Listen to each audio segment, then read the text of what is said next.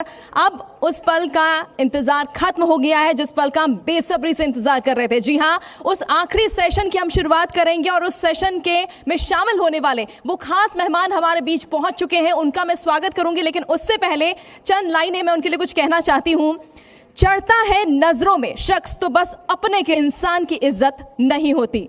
जी हां, साल 2012 और इसी साल भारतीय राजनीति ने करवट ली थी और एक ही नारा गूंज रहा था और वो नारा था मैं भी केजरीवाल।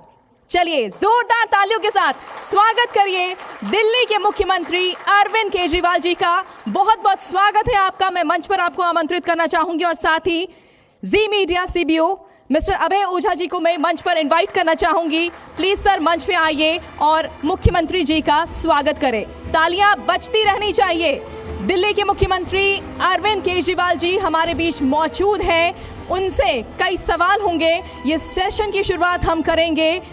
कई उपलब्धियां मुख्यमंत्री अरविंद केजरीवाल ने अपने नाम की है और जिस तरह से देखिए किस तरह से हरियाणा के हिसार में उनका जन्म हुआ और आईआईटी खड़गपुर से उन्होंने अपनी जो है पढ़ाई शुरू की और आज देखिए आम आदमी पार्टी को किस तरह से किस मुकाम पर वो उन्होंने पहुंचाया है। और बात मैं करूंगी अपनी सहयोगी जीनत सिद्दीकी को मैं मंच में बुलाना चाहूंगी। जोरदार तालियां मेरी सहयोगी के लिए जो ये सेशन शुरुआत करने वाली हैं। कई सवाल वो करेंगी और इनके जवाब हम लेंगे क्योंकि जनता के ऐसे कई सवाल हैं जो कई बार जिनके जवाब हमें नहीं मिल पाते, लेकिन आज का ये मंच तैयार हुआ है हमारी जनता के लिए ही। तो चलिए जीनत, ओवर टू यू। बहुत शुक्रिया सुप्रीत। साल था 2012, जगह इंडिया गेट की जो सड़कें हैं। दिल्ली में गैंगरेप हुआ था, वाटर कैनन का इस्तेमाल हुआ, आंसू गैस के गोले दागे गए थे, लाठीचार्ज हुआ था, सब कुछ तितर बितर हो गया। लेकिन एक आदमी वहां पर बैठा था जिसे मैंने अपनी इन्हीं आंखों से देखा था। नाम था अरविंद केजरीवाल। शुक्रिया। 54 पार्टियों को पछाड़ते हुए एक पार्टी राष्ट्रीय पार्टी बनने की कतार में सबसे आगे है, जिसके पास दिल्ली है यानी कि दिल है, जिसके पास पंजाब है यानी कि सर का ताज है, कई निगम में है, ब्लॉकबस्टर एंट्री मारी हुई है। नाम है अरविंद केजरीवाल। बहुत मुबारक हो सर आपका। बहुत बहुत शुक्रिया, थैंक यू सो मच। अब हम पूरे हॉल को देख रहे हैं आपके आने से पहले, बहुत एक्साइटेड सभी, और जितना कहा जाए उतना ही कम होगा क्योंकि निजी अनुभव से बेहतर कुछ नहीं होता जो हम खुद अपनी आंखों से देखते हैं। तो आपके सफ़र को दिल्ली वालों ने देखा और सुप्रीत ने बड़ी खूबसूरत बात कही कि एक ही नारा था, बच्चा बुजुर्ग बड़े मैं भी केजरीवाल। अब निगम के इलेक्शन है सर, दिल्ली वाले क्या फिर कहेंगे निगम में भी केजरीवाल? तो मैं ज़रूर जानना चाहूँगी कि आपका जो रोड मैप है जिस पर फिर से दिल्ली वाले भरोसा करें वो क्या होगा सर निगम में? सबसे पहले तो दिल्ली में जब हम लोग घूमते हैं तो बहुत ज़्यादा गंदगी चारों तरफ दिखाई देती है, बहुत ज़्यादा, और बहुत तकलीफ़ होती है। दिल्ली की सड़कों को गंदा देखते हैं, गलियों को गंदा देखते हैं, कूड़ा नहीं उठता, नालियाँ नहीं साफ़ होती, कूड़े के पहाड़ बन गए हैं जगह जगह, बदबू आती है। दिल्ली देश की राजधानी है, बाहर से भी लोग आते हैं, उनको भी अच्छा नहीं लगता। पहली बात तो मैं जितने दर्शक हैं उनको क्लैरिफाई कर दूं, कई लोगों को गलतफहमी है। जैसे एक आदमी आया मेरे पास, कहते हैं सर आपने स्कूल इतने अच्छे कर दिए, आपने अस्पताल इतने अच्छे कर दिए, इतने अच्छे मोहल्ला क्लिनिक बना दिए, बिजली मुफ्त कर दी, बिजली 24 घंटे कर दी, ये सफाई भी क्यों नहीं कर देते आप? तो लोगों को ये गलतफहमी है कि सफाई मेरे अंडर में आती है।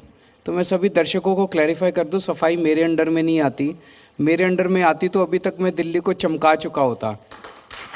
सफाई बीजेपी के अंडर में आती थी पिछले 15 साल से, एमसीडी के अंडर में आती है और एमसीडी मेरे पास नहीं है।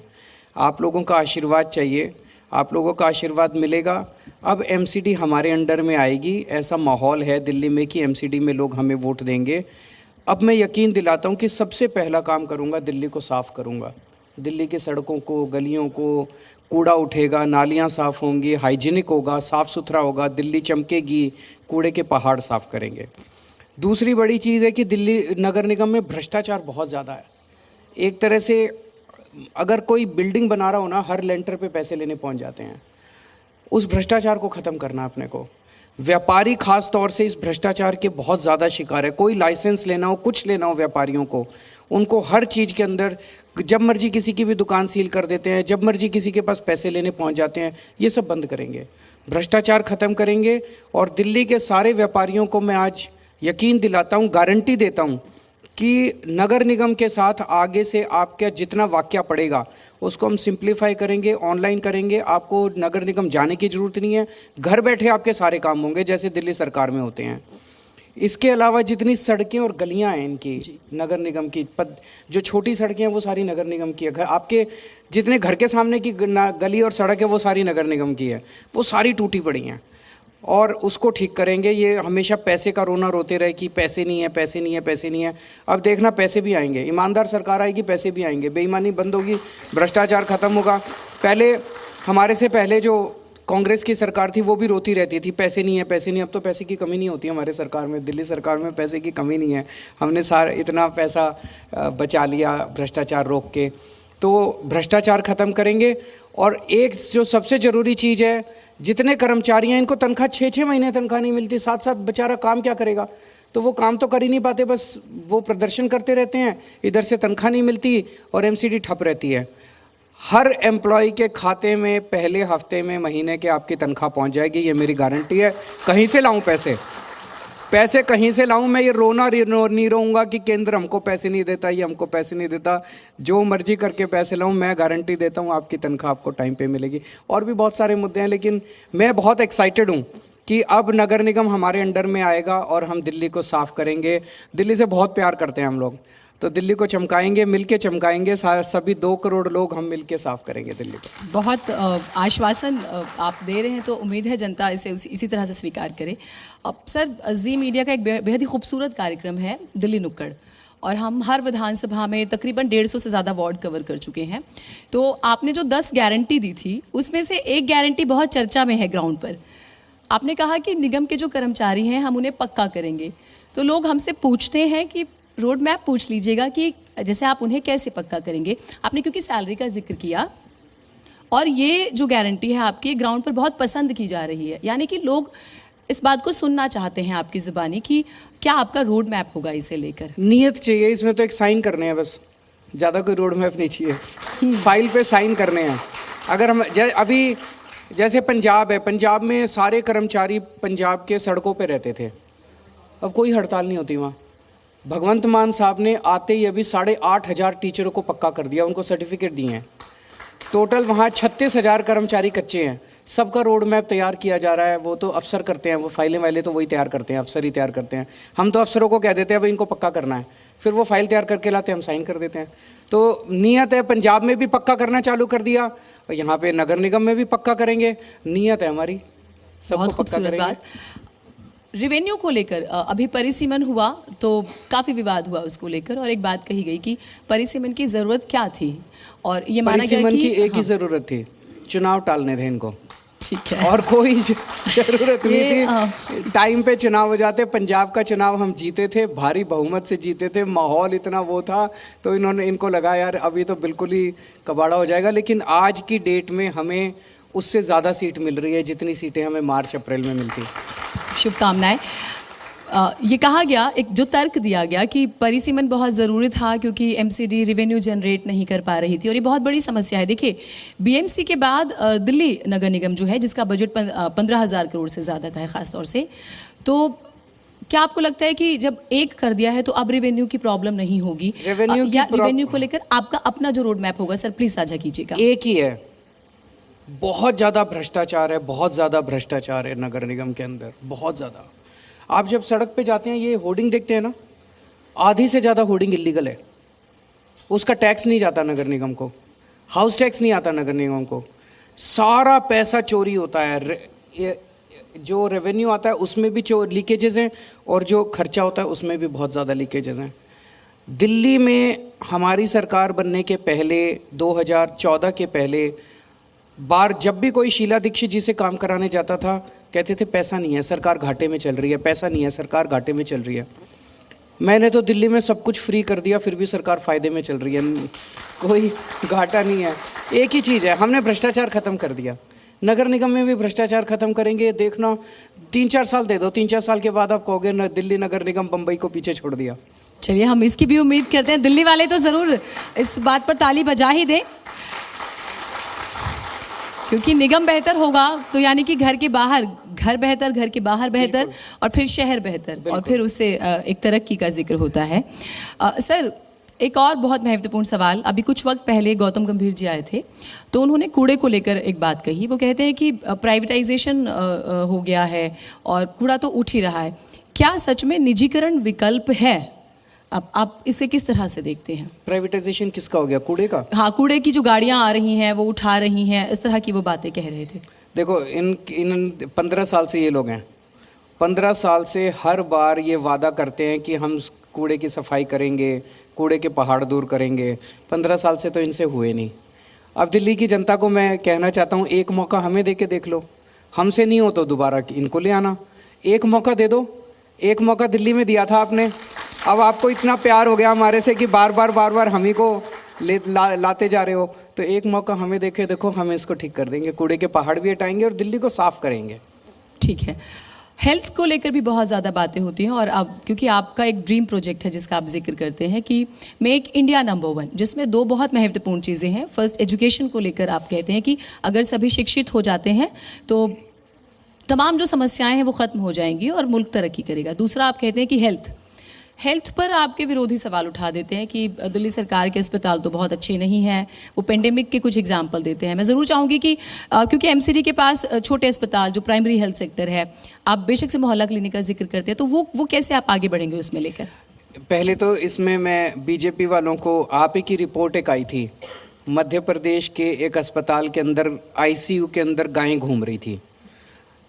दिल्ली के अंदर किसी आईसीयू में गाय नहीं घूमती। दिल्ली के अंदर सभी सरकारी अस्पतालों के आईसीयू अल्ट्रा मॉडर्न हैं। दिल्ली के सारे सरकारी अस्पताल हमने बहुत अच्छे कर दिए। दिल्ली के अंदर शानदार मोहल्ला क्लिनिक कर दिए। अब जब एमसीडी आएगी, एमसीडी के पास भी कुछ अस्पताल हैं, एमसीडी के पास कुछ प्राइमरी हेल्थ सेंटर्स हैं जिनका बहुत बुरा हाल है। अब पूरे दिल्ली का एक इंटीग्रेटेड हेल्थ सेक्टर बन जाएगा। पहले क्या होता था, दिल्ली सरकार के अस्पताल अच्छे, इनके खराब, दिल्ली सरकार के स्कूल अच्छे, इनके खराब।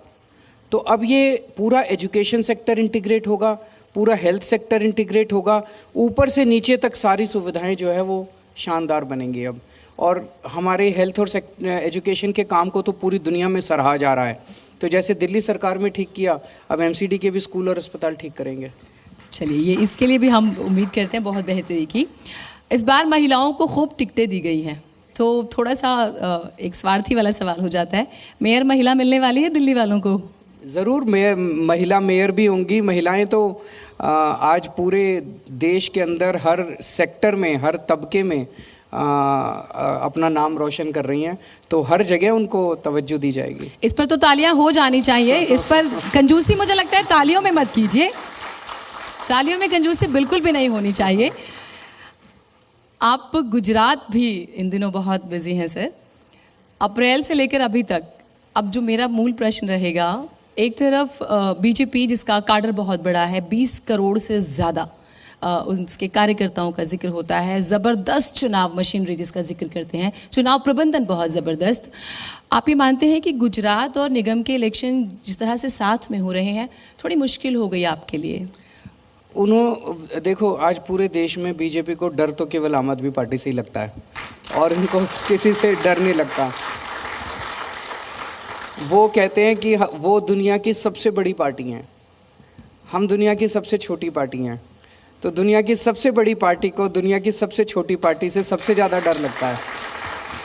तो हमारे को रोकने के लिए और हमारे बाधा पहुंचाने के लिए इन्होंने दोनों चुनाव साथ कराए, ताकि हम दोनों जगह फंस जाएं।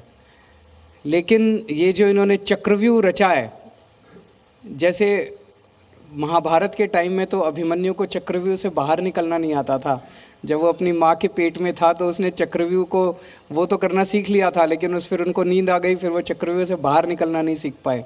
लेकिन मैं मॉडर्न ज़माने का अभिमन्यु हूँ, मेरे को बाहर निकलना भी आता है। हम एमसीडी भी जीतेंगे और हम गुजरात भी जीतेंगे।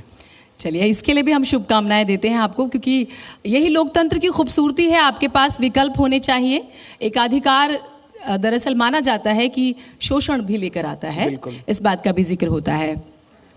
सर, पंजाब जीतने के बाद और चंडीगढ़ में भी आपने निगम में बहुत अच्छा किया, आप ये मानते हैं कि वाकई आम आदमी पार्टी के जो बड़े नेता हैं उन्हें वो तमाम जो एजेंसीज हैं उनकी रडार पर आ गए, या उन्हें परेशान किया जा रहा है?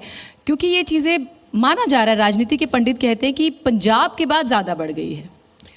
अभी देखिए, नगर निगम का चुनाव है, गुजरात का नगर निगम में बीजेपी से जब पूछते हैं तुमने 15 साल में क्या किया, तो वो कहते हैं कि हमने पिछले 5 साल में केजरीवाल को खूब गालियां दी, हमने केजरीवाल के खिलाफ खूब फर्जी स्टिंग निकाले, हमने केजरीवाल के खिलाफ खूब फर्जी आरोप लगाए। ये 3 उन्होंने काम किए हैं पिछले 5 साल में। उनसे जब पूछते हैं कि अगले 5 साल में क्या करोगे, बोले और चुन चुन के गालियां देंगे केजरीवाल को, और गंदी गंदी गालियां देंगे केजरीवाल को।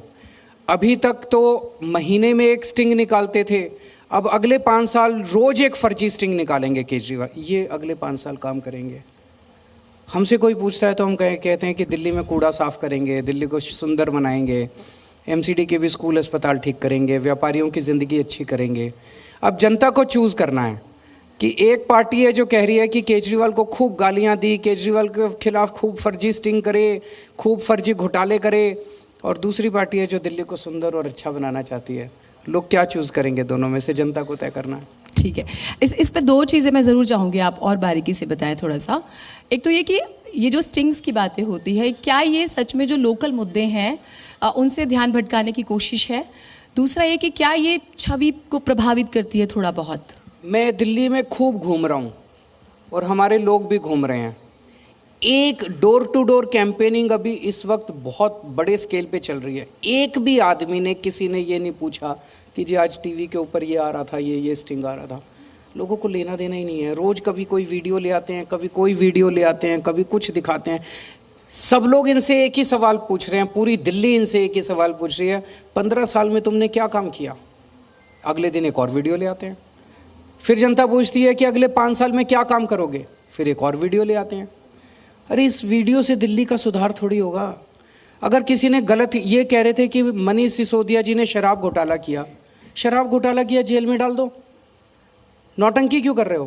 काम तो करो, दिल्ली को साफ तो करो।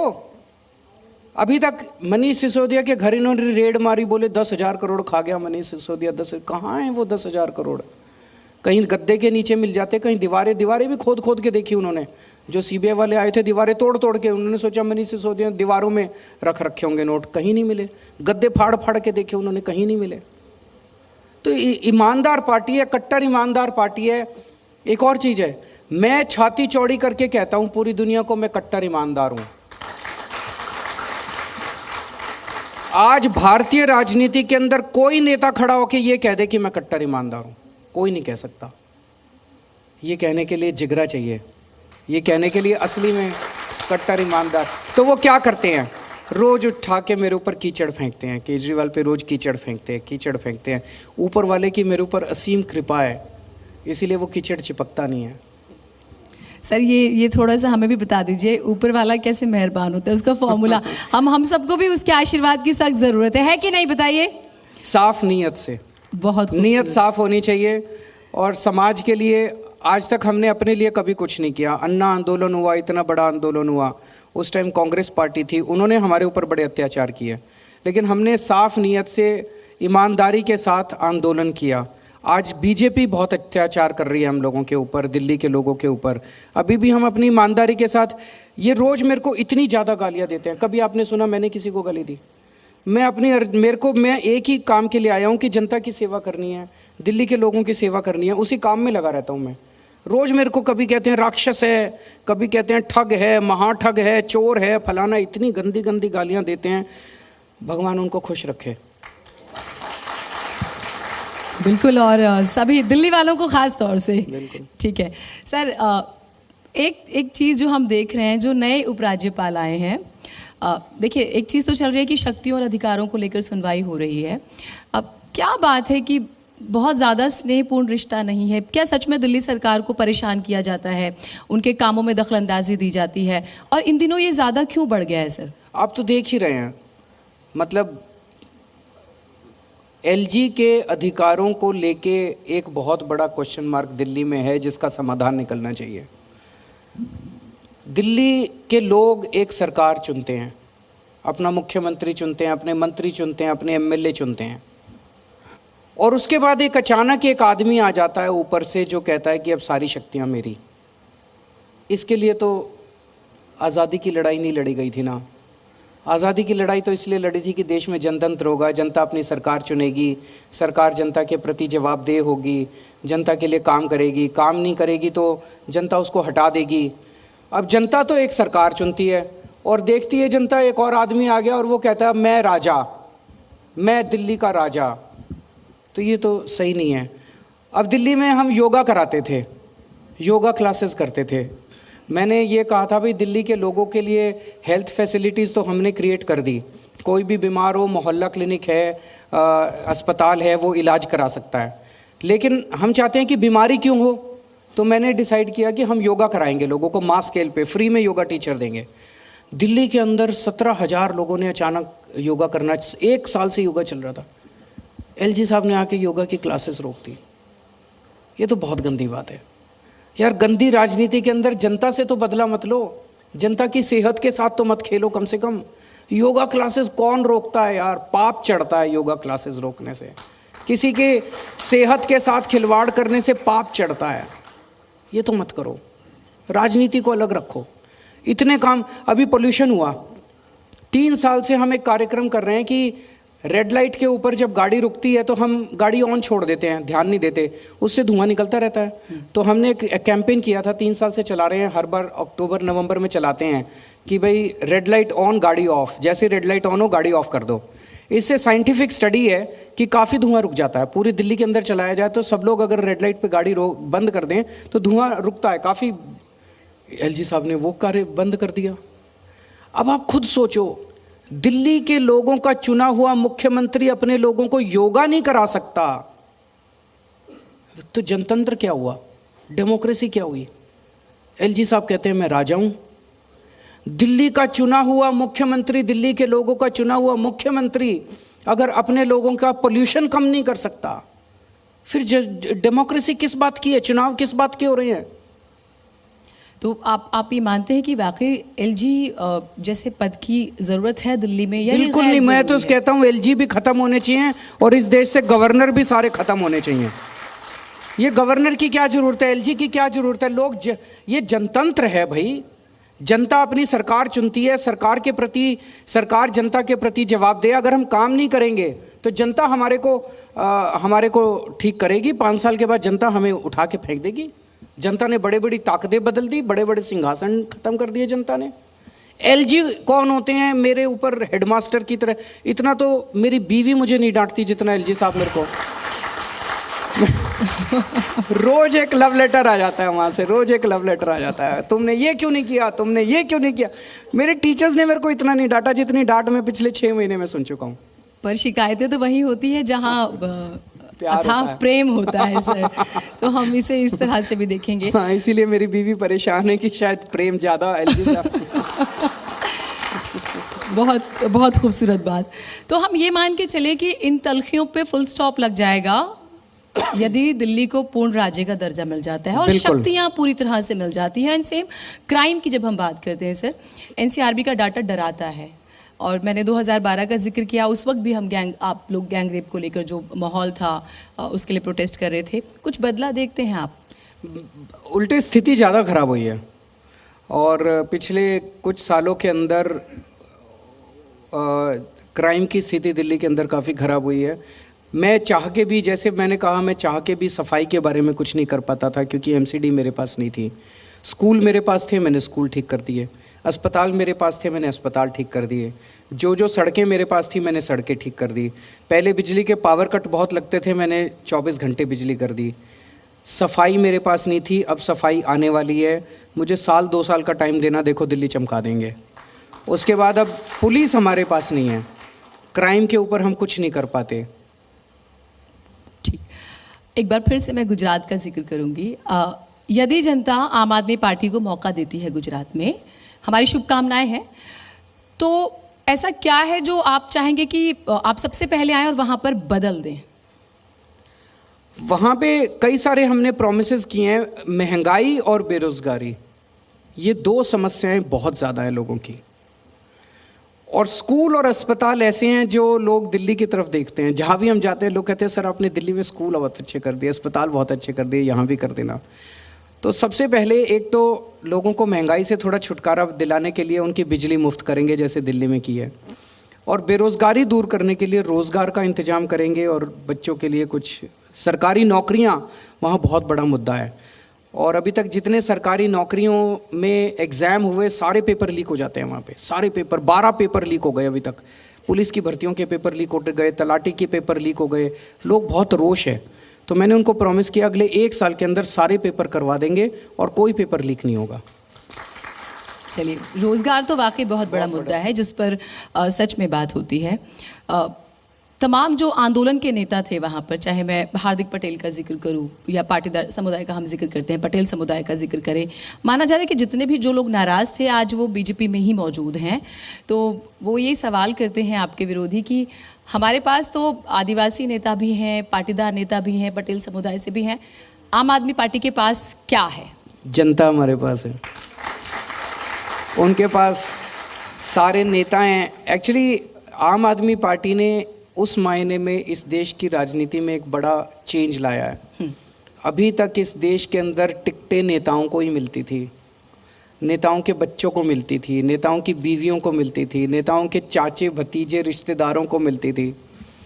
जब हम दिल्ली का पहला चुनाव लड़े थे तो लोग कह रहे थे अरे ये तो इनके पास तो एक भी लीडर नहीं है, टिकटें किस किस को दे दी। हमारे यहाँ ऐसे ऐसे लोगों को टिकटें दी गई जो बड़े बड़े दिग्गजों के सामने, राखी बिड़ला वहाँ से लड़ी थी। वहाँ कौन थे उसके पहले मंत्री थे, बहुत राजकुमार चौहान फूड मिनिस्टर थे उसके पहले, और कभी हारे नहीं थे। राखी बिड़ला एक पत्रकारिता के इंस्टीट्यूट से पास करके आई थी, बस अभी पत्रकारिता शुरू भी नहीं की थी। वो लड़की लड़ी और उसने इतने बड़े मंत्री को हरा दिया। वंदना कुमारी शालीमार बाग से एक हाउसवाइफ थी, छोटी सी, पैसे भी नहीं थे, घर घर जाके चुनाव लड़ी थी डोर टू डोर करके। उसने एक बहुत बड़े 4-5 टाइम एमएलए को हरा दिया। पंजाब के अंदर 82 एमएलए हमारे ऐसे हैं जो पहली बार चुनाव लड़े हैं।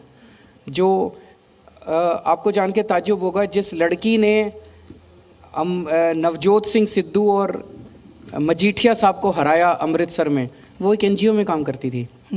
सो हमारे पास नेता नहीं है, हमारे पास देश की जनता है।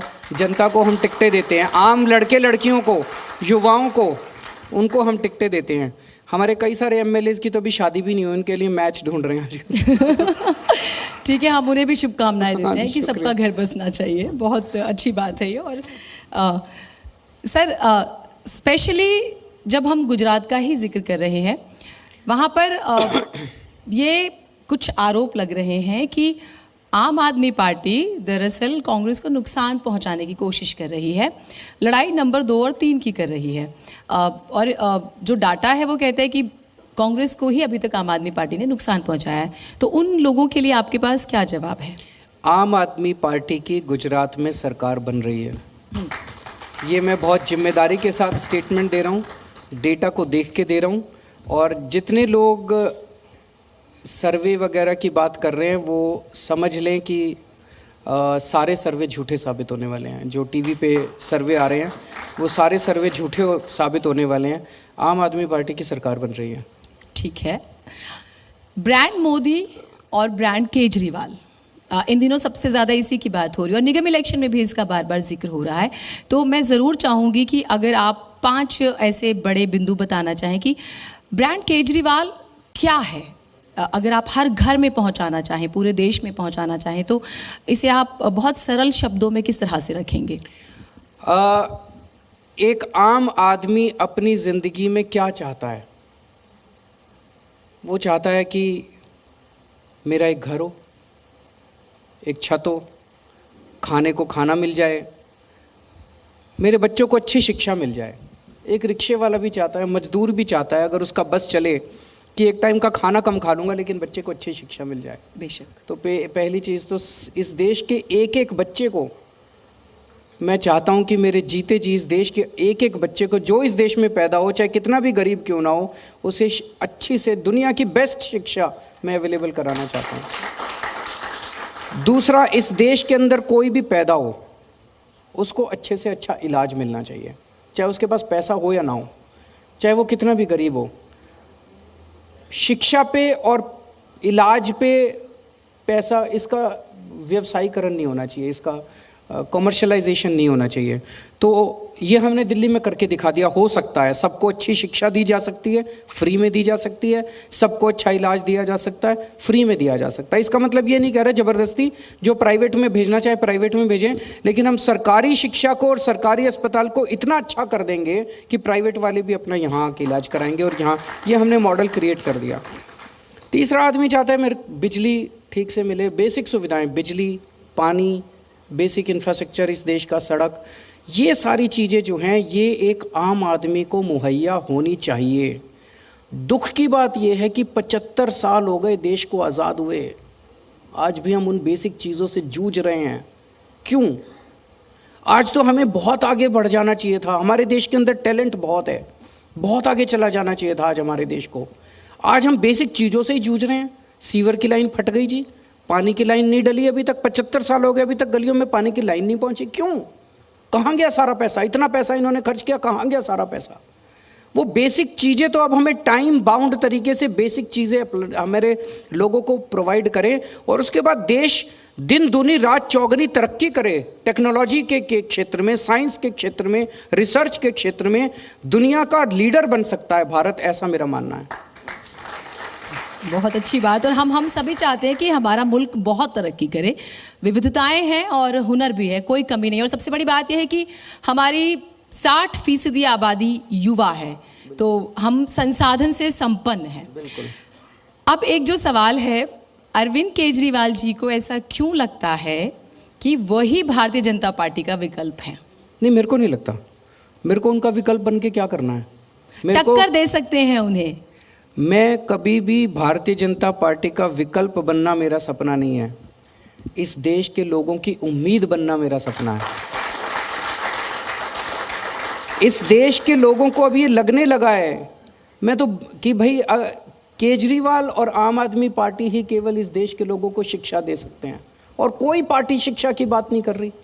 इस देश के लोगों को लगने लगा है कि अस्पताल, मोहल्ला क्लिनिक, उनके इलाज की अच्छी व्यवस्था हम ही कर सकते हैं, उनको बिजली, पानी, सड़कें हम ही दे सकते हैं, बाकी कोई पार्टी बात ही नहीं करती। जब मैं जाता हूँ चुनाव में, इस स्टेट में उस स्टेट में, मैं कहता हूँ मैं तुम्हारे लिए स्कूल बना दूंगा, लोग मेरी तरफ देखते हैं, यार ये क्या नेता आया है? कभी तक आज तक तो किसी नेता ने आके कहा ही नहीं कि हम स्कूल बनवा देंगे। ये कौन सी पॉलिटिक्स है? जब मैं कहता हूँ मैं तुम्हारा फ्री इलाज करा दूंगा, लोग कहते हैं यार ये क्या चुनाव लड़ने आया, ये तो फ्री इलाज की बात करता है, ये कौन सी राजनीति? एक नई किस्म की राजनीति इस देश के अंदर पैदा हो रही है। स्कूल की, अस्पताल की, विकास की, सड़क की, बिजली की, पानी की, वो इनको नहीं करनी आती, इन्होंने कभी की ही नहीं है। और हमने ये चीज़ पिछले दिनों देखी, जब ट्विटर वॉर हुई थी, इसको लेकर चैलेंज हुए थे कि आइए अपने स्कूल दिखाइए, दिल्ली के स्कूल दिखाइए। चैलेंज एक्सेप्ट हुआ नहीं था। फिर एक प्रतिनिधिमंडल आया था जिसने दिल्ली के स्कूल विजिट की, पर उसकी रिपोर्ट अभी तक हमें मालूम नहीं चली कि उस रिपोर्ट में क्या था। दर्शकों को बता दूं कि गुजरात भारतीय जनता पार्टी ने अपने 30 सबसे बड़े नेता गुजरात के दिल्ली भेजे। उन्होंने कहा भाई ये केजरीवाल रोज़ गुजरात आ जाता है और अपने स्कूल और अस्पतालों की बात करता है और यहाँ पे लोगों को भड़का के चला जाता है, इनके स्कूल और अस्पतालों में कमियां निकाल के आओ। 5 दिन वो लोग घूमते रहे, खूब सारे। हमने उनको मना नहीं किया। मैं जब वहाँ जाता हूँ ना तो ये पुलिस लगा देते हैं कि केजरीवाल को किसी स्कूल में नहीं घुसने देना। हमने उनका स्वागत किया, हमने कहा किसी भी स्कूल में चले जाओ, किसी भी अस्पताल में घूमे। उसके बाद जाके उन्होंने कोई रिपोर्ट नहीं दी, बोले बहुत अच्छे स्कूल हैं, बहुत अच्छे अस्पताल हैं। उनकी कोई रिपोर्ट नहीं आई। आप सही कह रही हैं, उनकी कोई रिपोर्ट नहीं आई। ये और मुझे लगा कि शायद आप कुछ इस बारे में, आपसे तो बात हुई कि आपसे भी जिक्र नहीं हुआ इलेक्शन में, आप वहाँ पर इतना घूम रहे हैं, तो शायद कुछ उन्होंने कहा, बताया। उन्होंने हमसे भी कुछ नहीं कहा, वो अपने अपने काम पे लग गए। उनको लगा कि बेकार ही चले गए। चैलेंज लेना गलत हो जाएगा कई बार। ठीक है सर, अब मैं थोड़ा सा राष्ट्रीय स्तर पर आपके बारे में जानना चाहूँगी। अमूमन इलेक्शंस होते हैं तो थर्ड फ्रंट का जिक्र हो जाता है, और दुर्भाग्यपूर्ण कहें या फिर जनता का सौभाग्य, वो निजी महत्वाकांक्षाओं की वजह से कभी परवान नहीं चढ़ा। M.K. स्टालिन आप की काफ़ी तारीफ कर चुके हैं, ममता बनर्जी आपको छोटा भाई कहती हैं, और भी कई नेता हैं, उद्धव ठाकरे भी कई बार आपकी तारीफ कर चुके हैं। ये भी माना जाता है कि अगर कोई थर्ड फ्रंट बनता है तो अरविंद केजरीवाल सर्व स्वीकार्य चेहरा है। तो आप इस बारे में कुछ साझा करना चाहें? देखिए, मैं इस गठजोड़ की और गठबंधन की और इस राजनीति को मैं नहीं समझता। जैसा मैंने कहा, मैं इस देश की उम्मीद बनना चाहता हूँ। ये गठबंधन की जब भी बात होती है, ऑपोजिशन यूनिटी की जब भी बात होती है, तो कहते हैं कि सबको साथ आना चाहिए। क्यों? बीजेपी को हराने के लिए। यही कहते हैं ना कि बीजेपी को हराने के लिए सब लोग साथ आओ। बीजेपी को या किसी भी पार्टी को हराने या जिताने का काम जनतंत्र में जनता करती है, पार्टियां नहीं करती। पार्टियां जब जनता के बीच में जाती हैं तो जनता को कहती है हमें वोट दो, क्योंकि हम देश के लिए ये करेंगे, आपके परिवार के लिए करेंगे, आपके बच्चों के लिए करेंगे। हमें देश की उम्मीद बनना है, हमें देश के सामने एक एजेंडा प्रस्तुत करना है। ऐसा एजेंडा प्रस्तुत करना है जो देश को स्वीकार्य हो, ऐसा एजेंडा प्रस्तुत करना है जिसको देख के देश को लगे हाँ ये कर सकते हैं। जिस दिन हमने ऐसा एजेंडा प्रस्तुत किया, हम अपने आप विकल्प बन जाएंगे। लेकिन अगर हम ये करें कि हम सारे इकट्ठे हो गए, अब हमें वोट दो बीजेपी को हराने के लिए, तो जनता अगर नहीं हराना चाहती तो तुम्हें स्वीकार ही नहीं करेगी। जनता हराना चाहती है तो हरा देगी। तो इसके ऊपर, इस एजेंडा के ऊपर कोई, मुझे लगता है मैं किसी ऐसे गठबंधन का हिस्सा नहीं बनूंगा जो केवल और केवल बीजेपी को हराने के लिए बनेगा।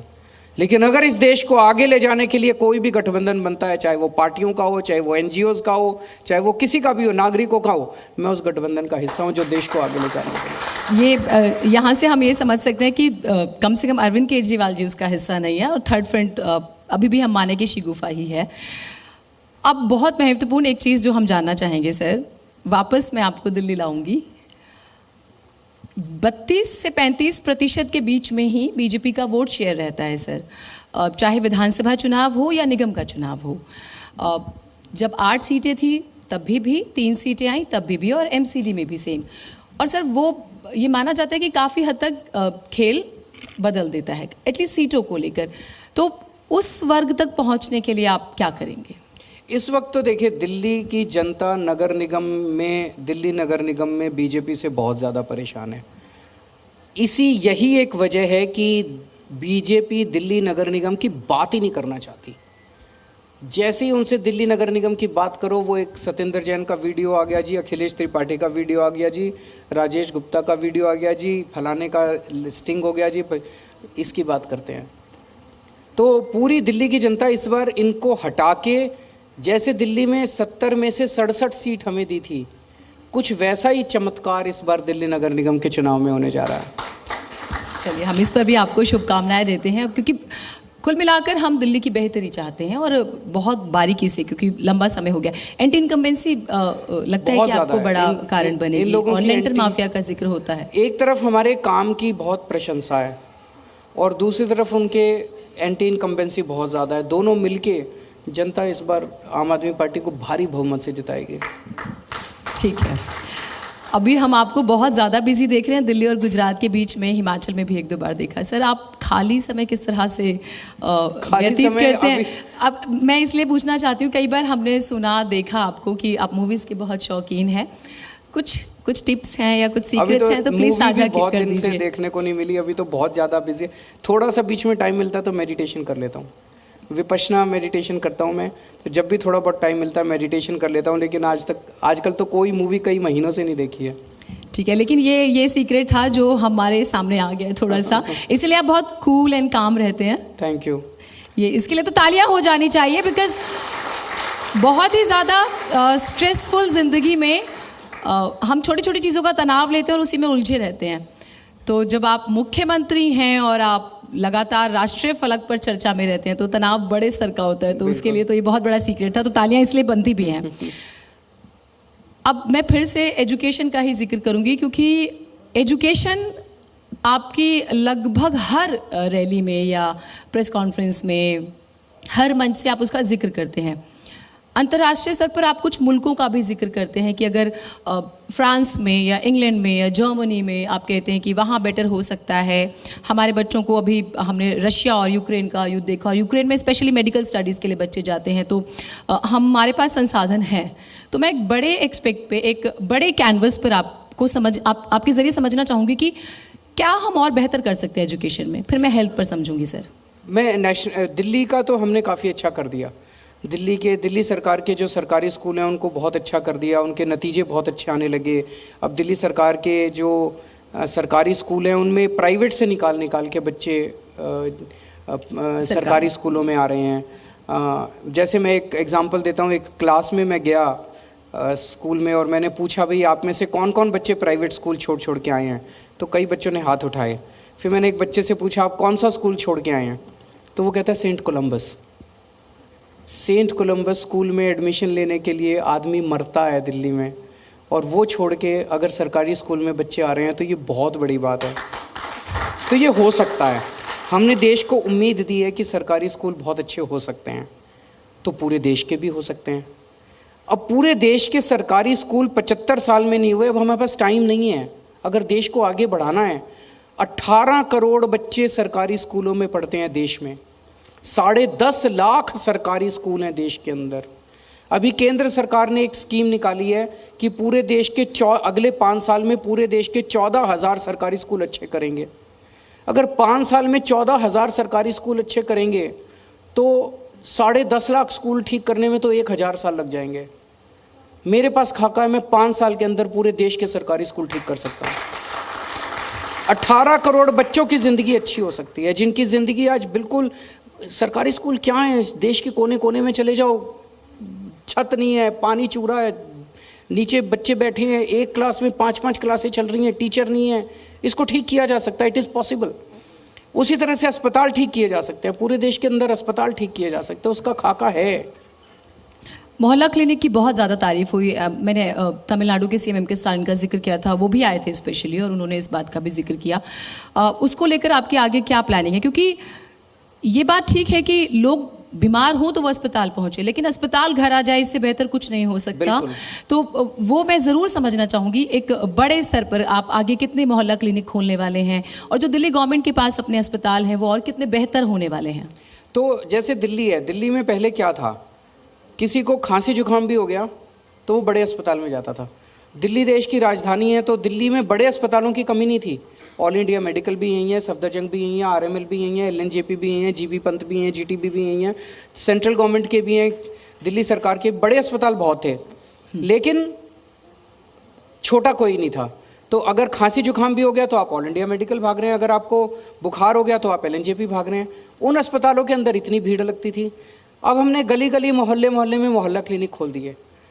80 to 90% बीमारियों का इलाज, छोटी छोटी बीमारियां होती है, बड़ी बीमारियां तो कम ही लोगों को होती है, उनका इलाज अब मोहल्ला क्लिनिक में हो जाता है। मोहल्ला क्लिनिक में सारी दवाइयां फ्री, टेस्ट फ्री, इलाज फ्री, छोटी छोटी बीमारियों के लिए। अगर कोई बड़ी बीमारी हो तो वो फिर रेफ़र कर देते हैं ऊपर वाले हॉस्पिटल में। तो ये मॉडल बहुत अच्छा है, और ये डॉक्टर्स बहुत, आपको जान के ताज्जुब होगा, ग्रेटर कैलाश जो कि दिल्ली की सबसे पॉश कॉलोनी है, वहाँ पे हमने 2 मोहल्ला क्लिनिक बनाए, और वहाँ इतने अमीर लोग आते हैं इलाज कराने के लिए। एक दिन मैं वहाँ से गुज़र रहा था तो मैंने गाड़ी रोक के वैसे ही घुस गया मैं क्लिनिक में देखने के लिए। इतने अमीर लोगों के परिवार के लोग वहाँ इलाज कराने आए हुए थे। इसका मतलब अच्छा इलाज होता है, और ये अब पूरे देश में हो सकता है। मेरे को तकलीफ़ इस बात की, दुख इस बात का होता है कि दिल्ली में मोहल्ला क्लिनिक पे अच्छा काम हुआ, अस्पतालों पे अच्छा काम हुआ, स्कूलों पे अच्छा काम हुआ। इसे पूरे देश में ले जाना चाहिए। क्यों नहीं ले जाना चाहिए? हमें एक दूसरे से सीखना चाहिए। ये लोग जरा सी छोटी मतलब गलतियां निकाले। एक दिन मैंने देखा वो परवेश वर्मा जी एक डेस्क के नीचे घुसे हुए थे, वहाँ पे बोले देखो यहाँ मिट्टी है क्या, मतलब ऐसे गलतियां निकालते हैं ये। सर ये बड़ी बात है कि उस स्कूल में डेस्क था, क्योंकि वो भी दौर था जब टाट पट्टी पे बैठा करते थे सरकारी स्कूल। इस तरह से ये कमियां निकालते हैं। यार कोई अच्छा काम हो रहा है, अब सफाई है, सफाई हम कैसे करेंगे? कई जगह से सीख सकते हैं। इंदौर है, इंदौर ने बहुत अच्छा काम किया है सफाई में, हालांकि बीजेपी शासित है, लेकिन हर साल स्वच्छ भारत में नंबर 1 आता है।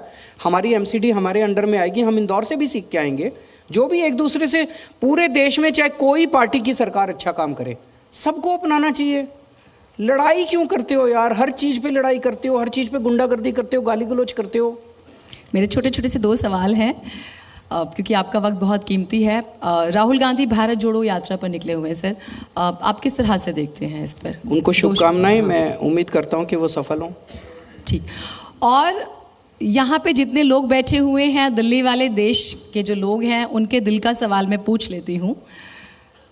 अरविंद केजरीवाल जी खुद को एक प्रधानमंत्री के तौर पर देखते हैं भारत के, क्योंकि जब आप देश की बात करते हैं तो सिस्टम में आएंगे तो सिस्टम को बदलेंगे। जब आप लोग आंदोलन कर रहे थे उस वक्त ये बात थी, सिस्टम में आके आप चीज़ों को समझते हैं। तो क्या हम ये देखें कि अरविंद केजरीवाल जी अपने आप को भारत का प्रधानमंत्री भी देखते हैं आने वाले समय में? देश की बात देश का एक एक बच्चा करता है। सब देश से प्यार करते हैं और सब चाहते हैं कि हमारा देश आगे बढ़े, और सबको बहुत दुख होता है कि 75 साल के बाद भी हमारा भारत पिछड़ा क्यों रह गया। मेरे पे बस वही सपना है। ना तो मैंने कभी मुख्यमंत्री के बारे में सोचा था, एक छोटे से परिवार से आता हूँ, मध्यम वर्गीय परिवार से आता हूँ। ना तो मैंने कभी ये सोचा था कि मैं मुख्यमंत्री बनूंगा, और ना मेरा कोई ये सपना है कि मैं ये वाली कुर्सी चाहिए, अब मेरे को ये चाहिए, अब मैं वो सब नहीं है। देश के लिए जो करने की ज़रूरत होगी हम करेंगे। ठीक है। अब क्योंकि आजकल आप लिख कर देते हैं कि कितनी सीटें जीत रहे हैं, मैं चाहूँगी आप मुँह ज़बानी बता दें, सब रिकॉर्डिंग रखिएगा। सर आज मैं इतना ही बोल रहा हूँ कि गुजरात में आम आदमी पार्टी की सरकार बनने जा रही है, ये मैं बड़ी जिम्मेदारी के साथ बोल रहा हूँ। और ये निगम स्टेटमेंट एक हाँ। पॉलिटिकल स्टेटमेंट नहीं है, ये स्टेटमेंट मेरे डेटा और मेरे सर्वे के आधार पे है। बहुत शुभकामनाएं आपको। निगम में आप कितनी सीटें खुद को दे रहे हैं? और थोड़ा निगम सा में हिमाचल का भी। 230 के करीब, 250 में से 230 के करीब सीटें आम आदमी पार्टी की आएंगी। और हिमाचल में अभी कहना मुश्किल है, हिमाचल के नतीजे आने दीजिए। ठीक है, फिर भी हमारी खूब सारी शुभकामनाएं रहेंगी अरविंद केजरीवाल जी। आपने बहुत ही कीमती समय निकाला हमारे लिए, और बड़ी मज़ेदार बात यह है कि हर सवाल का आपने जवाब दिया। तो जोरदार तालियां हो जाए दिल्ली के मुख्यमंत्री अरविंद केजरीवाल जी के लिए। और रोड मैप न सिर्फ शिक्षा को लेकर बल्कि हेल्थ को लेकर भी उन्होंने रखा, और ये दोनों चीज़ें बहुत ज़रूरी है। और रोटी कपड़ा मकान और ज्ञान, इसकी बात करती है आम आदमी पार्टी। हमारी खूब सारी शुभकामनाएं सर आपको। सुप्रीत। बिल्कुल, और एक छोटी सी भेंट जी मीडिया की तरफ से मुख्यमंत्री अरविंद केजरीवाल के लिए मैं मंच पर आमंत्रित करना चाहूंगी जी मीडिया के सीबीओ श्री अभय ओझा जी को। सर प्लीज मंच पर आए, जोरदार तालियां और एक छोटी सी भेंट। मुख्यमंत्री अरविंद केजरीवाल का स्केच यहाँ पर मौजूद हमारे साथ एक कलाकार ने बनाया है यहाँ बैठकर, और देखिए ये खास तोहफा यहाँ पर जी मीडिया की तरफ से।